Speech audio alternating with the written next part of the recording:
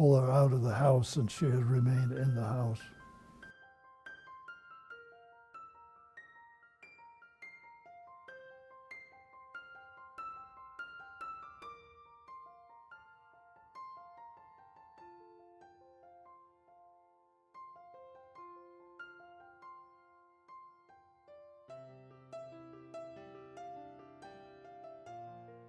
By 1942, it must have become very clear to my parents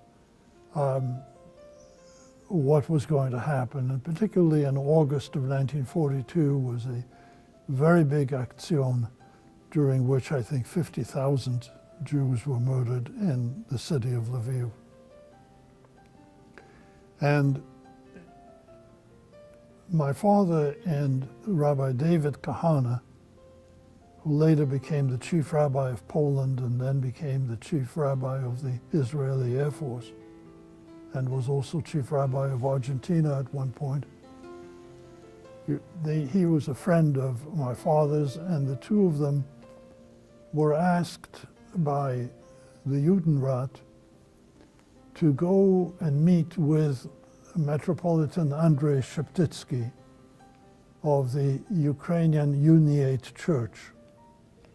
And the purpose of the meeting was that the Jewish community had collected some 600 Sifrei Torahs from various synagogues. And they had them in the community center, and they wanted to hide them. The Uniate Church was an interesting church because it was formed in the mid-16th century after the Reformation as an attempt to unite the Roman Catholic and the Byzantine Eastern Catholic Church. And a new religion was formed of people who wanted to unite. And through an agreement, this group of people who called themselves the Uniates, and who were later named by the Habsburg Empire as the Greek Catholic Church, recognized the Pope as the leader of the church. And in return, the Pope allowed the community to continue with its customs, which included that the priests could marry. It included a certain way of crossing oneself, which is slightly different than the Roman Catholic way. And it included the Eastern Rite, the Byzantine Rite.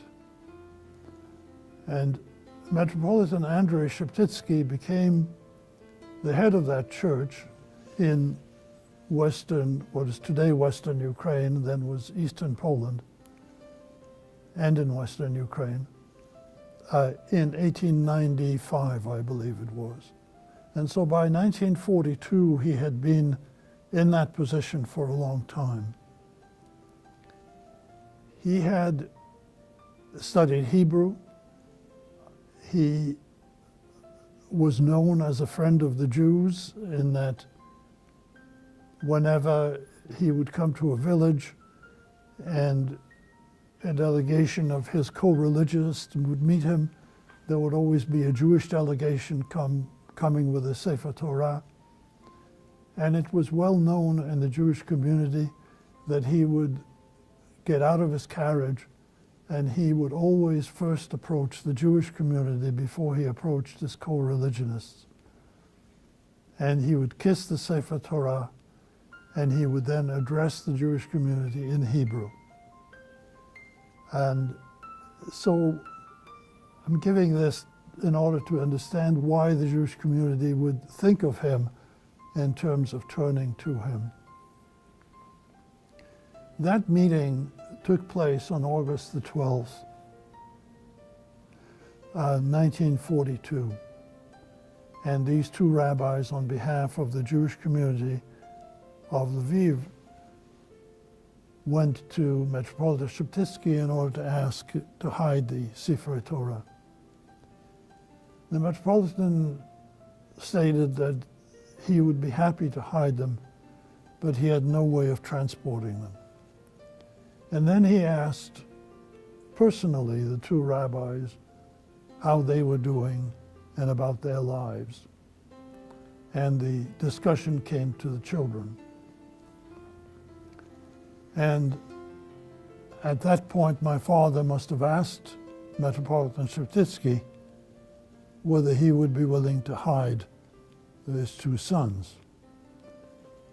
Metropolitan Srutitsky hesitated, as I understand it, because he was concerned that boys could be so easily identified. He had previously hidden girls, but he had not hidden boys until that time. A few weeks later, probably in September, I don't know what date,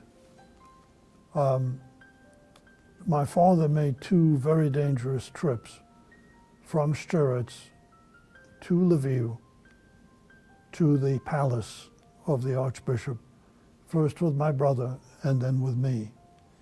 I remember my trip because it was in a truck with workers being taken to work, and we were hidden among the workers.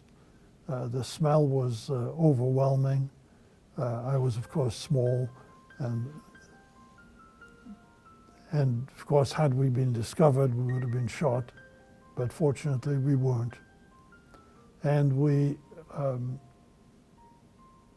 came to the palace, just called Sviatoyur, St. George in English, Sviatoyur. And the truck slowed down to almost a stop, and my father took my hand and we jumped off. And we entered, he rang the doorbell, the door opened, and I remember a priest in long gown with a cross at his side. And we entered crossed this threshold into an entirely different world than I had ever encountered. There were icons on the wall.